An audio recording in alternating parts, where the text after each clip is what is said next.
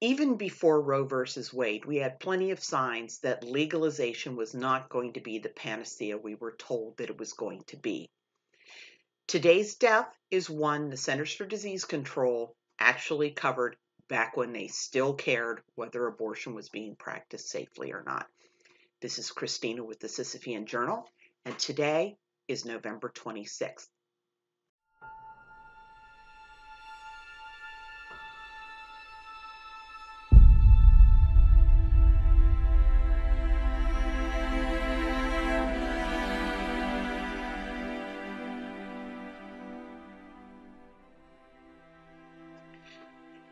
Today's death is one that I know about because prior to the late 1970s, the Centers for Disease Control were actually convinced that legalization was going to usher in the era of sunshine and unicorns, and that the same abortion doctors that were botching them and sending gazillions of women to the hospital and to their graves were magically going to just start being exemplary doctors if we just told them they could no longer go to prison for botching it. Makes sense to me, right? So at any rate, the Centers for Disease Control did write up the case of this mother that died in 1971. And I don't know what state she was in. Abortion was legal on demand in some states, but in many states, even if abortion on demand wasn't legal, abortion for purported health reasons was.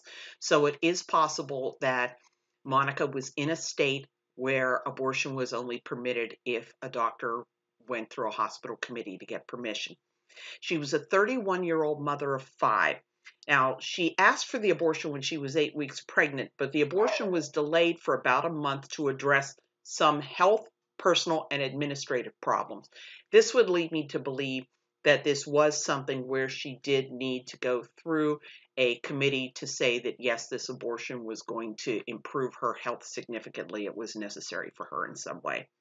So the abortion was scheduled for November 20th of 1971. Now, her doctor decided that it was best to just remove Monica's uterus with the fetus still inside it so that it would die. So this hysterectomy was done under general anesthesia with no apparent complications. But the second day after surgery, Monica developed fever and nausea, and she had no bowel sounds, which is a really bad sign. The next day, she still felt unwell and had a distended abdomen, another really bad sign. She seemed better the day after that. She resumed eating, but still she had not had a bowel movement at all since the surgery.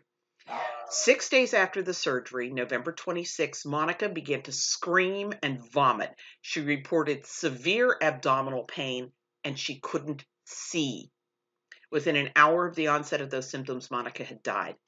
An autopsy revealed really grim, horrific findings. And if this had been an illegal abortion, the abortion lobby would have been screaming from the rooftops about how this was totally unacceptable. We have to make sure no other woman ever dies this way. Oh, it was legal, big, fat, hairy deal. Who could possibly care, right?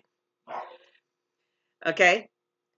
Monica had a severe infection that interfered with her bowel function.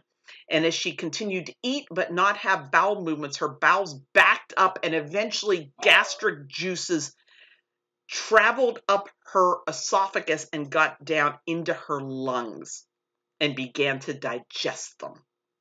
She also had bacteria in her brain, which might have caused a blindness in the final hour of her life.